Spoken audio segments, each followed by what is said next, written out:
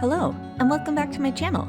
I'm Sweetbats, and I'm surprising myself with 2 holiday videos in 1 year, and technically my 5th Halloween doll.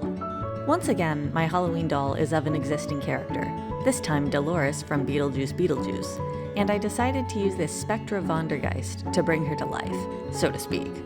The last Spectra I repainted was also for Halloween. I'll have to be sure to change it up next time. For now, I begin the process of cleaning up the head. I do try to prioritize customizing the secondhand dolls in worse condition first, and I decided on this well-loved Picture Day Spectra specifically because of her condition, namely the severe yellowing. I already needed to paint the clear extremities to white, so I figured I might as well use a discolored doll and remedy that at the same time. Off-screen, I airbrushed the body white and primed the whole doll with some layers of Mr. Superclear. I want to apologize for the extended hiatus. I didn't mean to be away as long as I have been. I was moving around the time of my last uploads and getting settled in, and a lot has happened in the past several months, both personally and professionally, that have impacted my amount of free time and ability to create.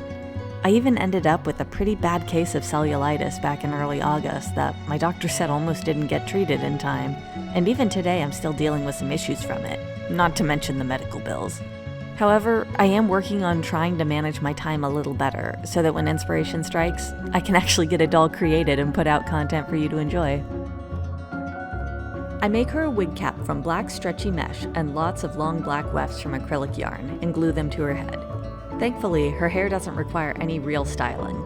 Though I need more styling practice, I'm on a time crunch for this project and have a lot of work to do on her.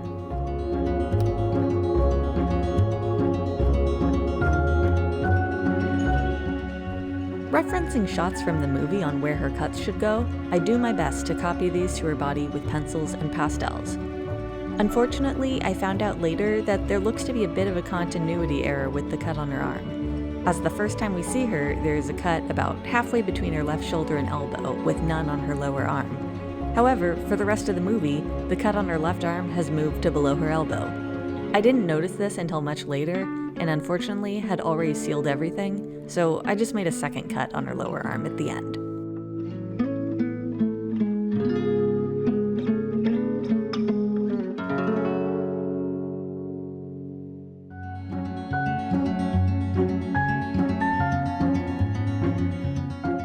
Now, finally, the face-up. It's been way too long since I've done one. It feels great to get back into it. The process is the same as usual. Map out the features with the lighter color in order to easily correct mistakes, then build up colors throughout each layer with pastels and watercolor pencils, and seal in progress with more MSC.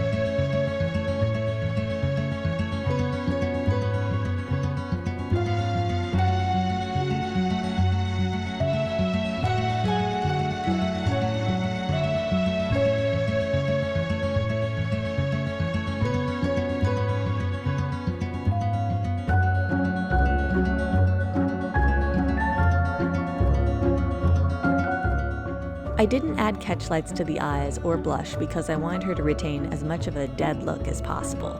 Despite how relatively simple her face-up was, this was a bit of a struggle, mostly because the dark makeup all kind of blended together, even when going over the lashes with paint later. Regardless, I'm still super happy with how she came out. Once I'm sure I'm satisfied with the face, I give her a final coat of MSC and gloss just the eyes.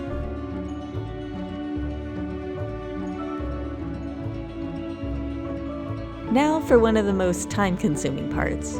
I cut 30 gauge wire into segments in the 2 to 3 millimeter range, then carefully glue these over each of the cuts. It took about as much time as you'd expect, and it was pretty difficult getting the wire in place, but with a lot of patience, I managed to get it done.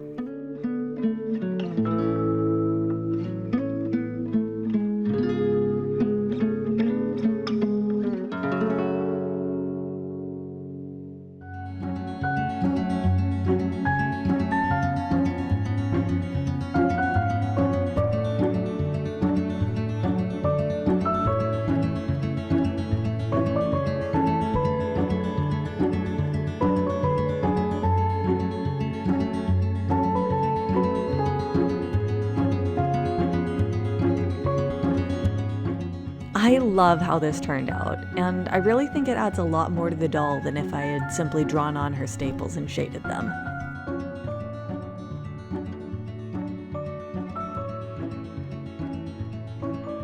As usual, I relied on the patterns of others for this doll. I used a corset pattern created by Pulp and Ciel, and later modified this as I didn't look at my reference images until after I had sewn it, and realized it was laced in the front and remained slightly open.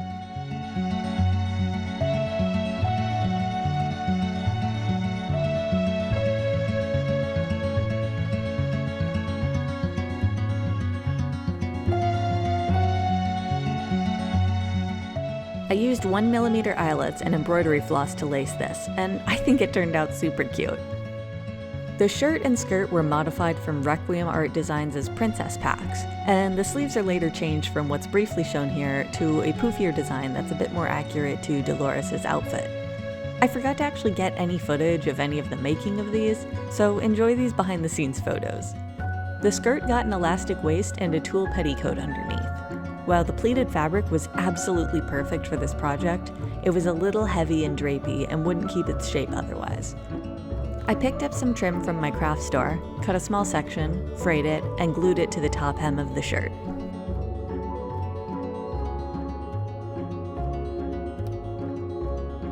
I sew gloves directly to her arms after I've added the staples to them, and with that, she's all done.